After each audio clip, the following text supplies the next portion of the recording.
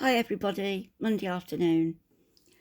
We've all heard the story at school, haven't we, about Bluebeard? Well, maybe not at school, I don't know. It's a bit risque. But he was the misogynist, the serial bride groom, who he was notorious, and he had so many wives who disappeared. And it was a while before we got to know exactly what happened to them.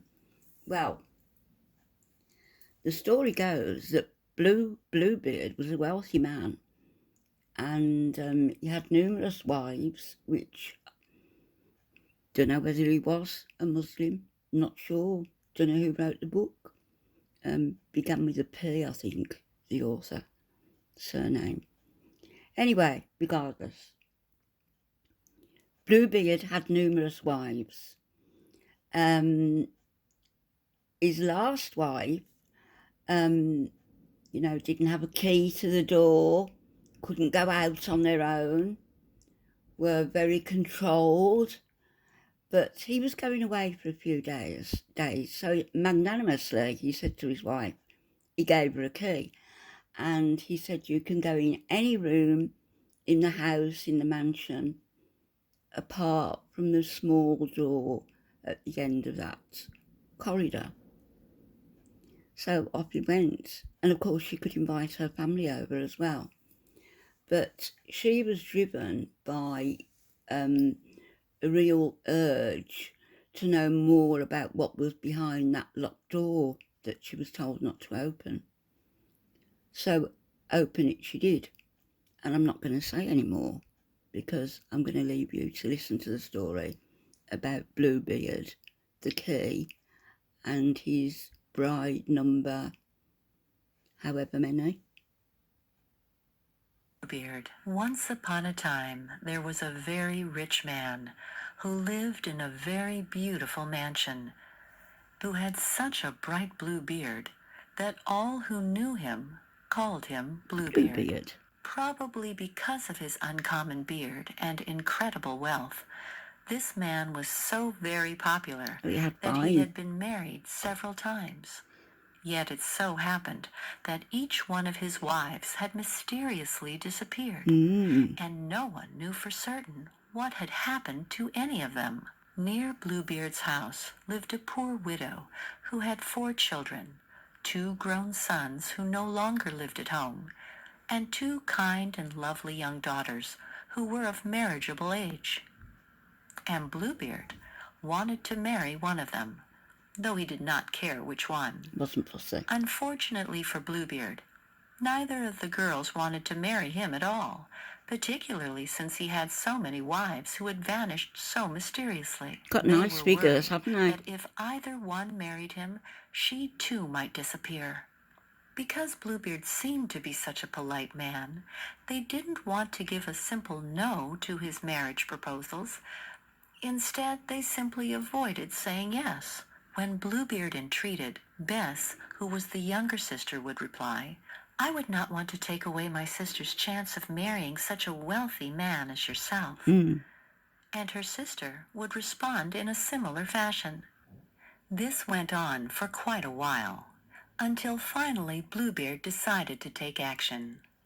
He invited the sisters, their mother, and their friends to spend a week with him in his mansion, which they agreed to happily. A mansion? The week at Bluebeard's proved to be splendid, and everyone truly enjoyed themselves. At the end of the week, Bess was won over by Bluebeard, and she decided that perhaps it would be a good thing to marry him. Got a wedding She finally gown. said yes, and so it was that Bess married Bluebeard.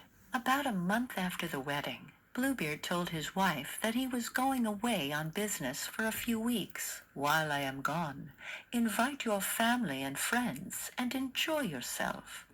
Here are the keys to all the rooms. You may use all the keys to unlock all the rooms, except for this little key. This is the key to the door at the end of the big corridor. That door you are forbidden to open. Then he said goodbye to Bess and left.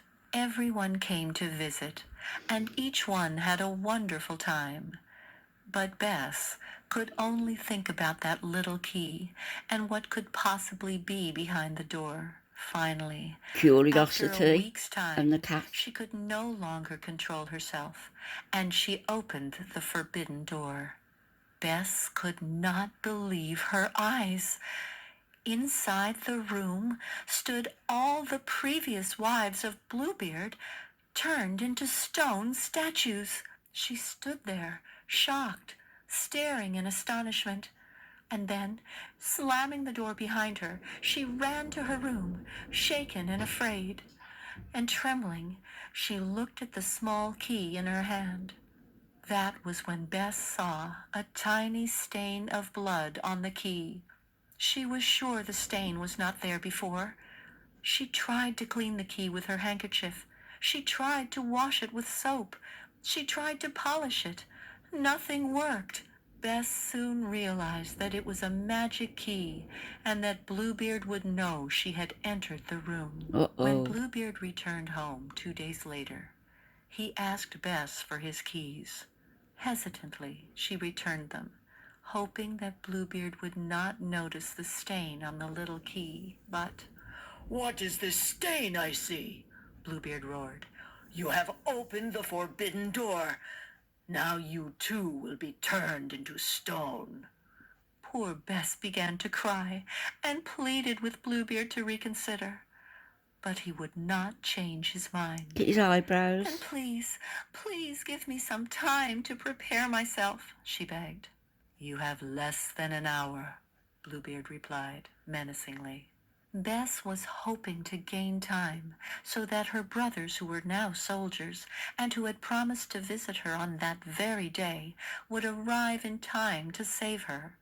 Unfortunately, the time passed much too swiftly, and as Bluebeard began the incantation, casting the magic spell that would turn his wife into stone, Bess fell to her knees and cried out in terror. Just then, her 2 brothers burst into the room. They grabbed Bluebeard, tied him up, and he was taken to the prison, never to be seen again. Bess inherited all of Bluebeard's fortune, and a year later she remarried, this time to a good and honest man who helped her forget that terrible adventure. She lived happily ever after, and never again felt the need to be curious about anything else. The end. And always insisted on having a key to every door. No secrets. There should be no secrets. Poor Bess, and the moral of the tale is get to know somebody properly before you marry them. Insist that you're treated equally. Never move into anywhere without having a key to get in and out, and a key to every inside door. And never pretend that you're happy when you clearly are not, because not everybody has family or brothers who are going to race to their rescue, do they? Have a great afternoon, everybody.